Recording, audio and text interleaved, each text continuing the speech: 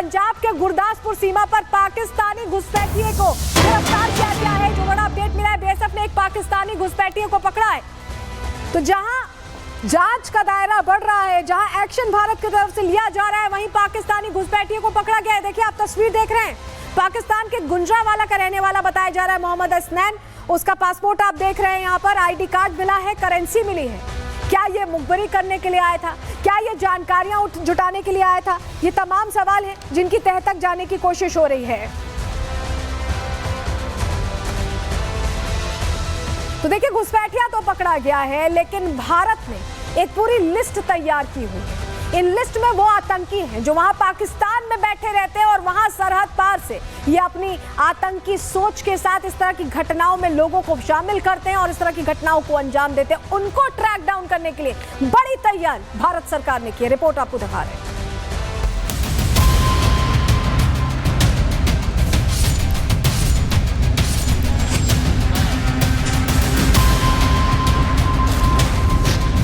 पाकिस्तान के आतंक के विरुद्ध भारत का निर्णायक युद्ध। आतंकी संगठनों पर कसने वाला है शिकंजा, भारत मारेगा घर में घुसकर पंजा। आतंकियों के खिलाफ प्लान सेट, लिस्ट में पाकिस्तान का एक एक टारगेट।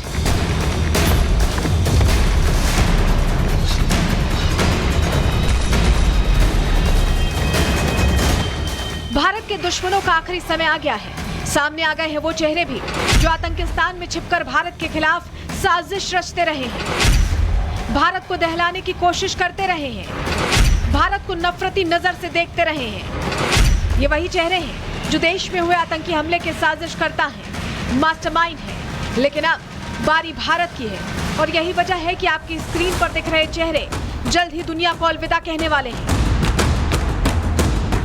चाहे आतंकी संगठनों का लीडर हो या फिर टॉप कमांडर, चाहे इन संगठनों को फंडिंग करने वाला हो या फिर इन संगठनों में आतंकियों को भर्ती करने वाला, सबकी लिस्ट तैयार है। भारत की खुफिया एजेंसियों ने पाकिस्तान में एक्टिव हर उन आतंकी संगठनों की पूरी जानकारी जुटा ली है जो भारत का प्राइमरी टारगेट है, जिनका जल्द ही अब नंबर लगने वाला है।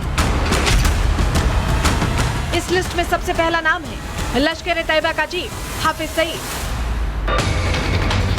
ये वही हाफिज सईद है जो मुंबई में हुए 26/11 हमले का मास्टरमाइंड है। ये वही हाफिज है जो भारत के खिलाफ आईएसआई के साथ मिलकर साजिश रचता रहा है। भारत में आतंकियों की घुसपैठ करवाकर हमले कराने की फिराक में रहता है, लेकिन इस बार इसकी उल्टी गिनती शुरू हो गई है और ये बात खुद आईएसआई भी जानती है। इसीलिए इसकी लोकेशन बदलकर अब पाकिस्तान आर्मी की निगरानी में रखा गया है। लिस्ट में दूसरा नाम है हाफिज सईद के बेटे तलहा सईद का, जो अपने पिता से मिले जिहादी जहर को आगे फैलाने में जुटा है, जिसकी भूमिका और दखलंदाजी लश्कर में लगातार बढ़ती जा रही है, जो अपने पिता हाफिज की ही तर्ज पर लश्कर के टॉप कमांडर से मिलकर भारत विरोधी साजिश रचता रहा है। हाफिज और तलहा के बाद टारगेट पर है लश्कर में ऑपरेशन की कमान संभालने वाला ज़की-उर रहमान लखवी, जो 2008 में हुए मुंबई हमलों का मास्टरमाइंड है, जिसके हमले के बाद गिरफ्तार भी किया गया, लेकिन 2015 में जमानत पर छूटा। इसके बाद फिर 2021 में 15 साल की सजा हुई।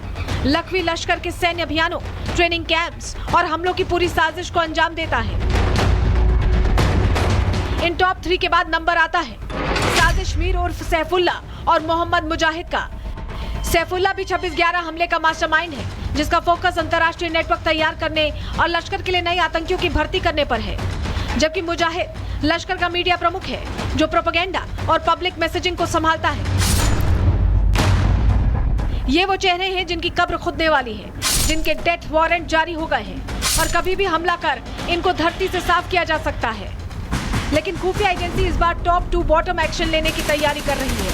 यही वजह है कि इस लिस्ट में वो भी नाम है जो इन संगठनों से जुड़े हैं, जिसमें हाजी मोहम्मद अशरफ, जो लश्कर का फाइनेंशियल हेड है, हवाला और फंडिंग का नेटवर्क चलाता है, आरिफ कासमानी, जिस पर बाकी आतंकी संगठनों से कोऑर्डिनेशन की जिम्मेदारी है, जफर इकबाल, जो लश्कर का सह संस्थापक है, कट्टरता फैलाने और ब्रेन वॉश करने में माहिर है, आदिल ठोर, जो नए आतंकियों से बड़े हमलों को अंजाम दिलवाता है,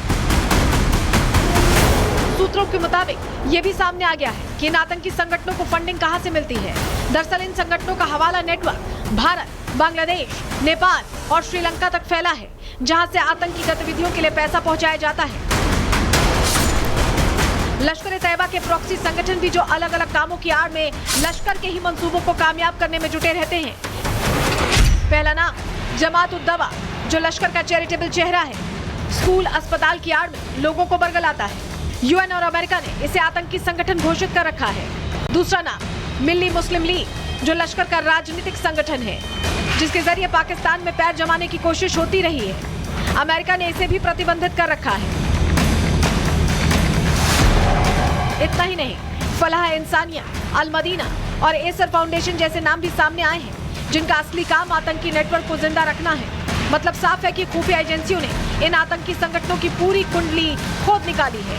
कैसे ये आतंकी संगठन ऑपरेट करते हैं, कहां से इन्हें फंडिंग मिलती है, कैसे इन संगठनों में नए आतंकियों की भर्ती होती है, सब सामने आ चुका है।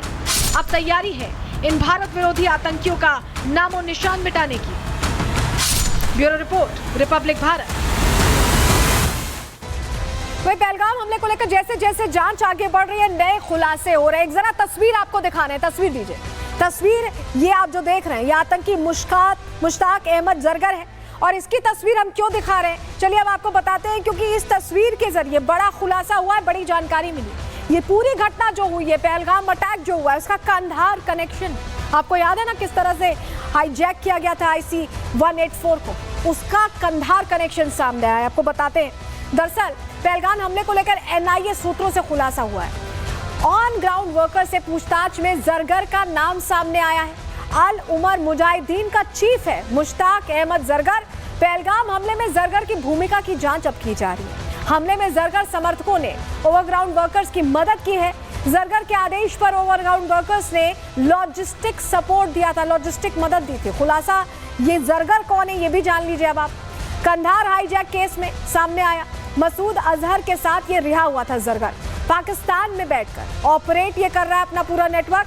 श्रीनगर और आसपास के इलाकों में इसकी पकड़ बताई जाती है। 2023 में NIA ने श्रीनगर स्थित घर को इसके अटैच कर लिया था। तो यही वो जरगर है जिसका कनेक्शन अब सामने आया। अब ऐसे में जांच को आगे बढ़ाया जा रहा है। इस बीच एक और बड़ी खबर घाटी में आतंकियों के खिलाफ मेगा ऑपरेशन लगातार चल रहा है।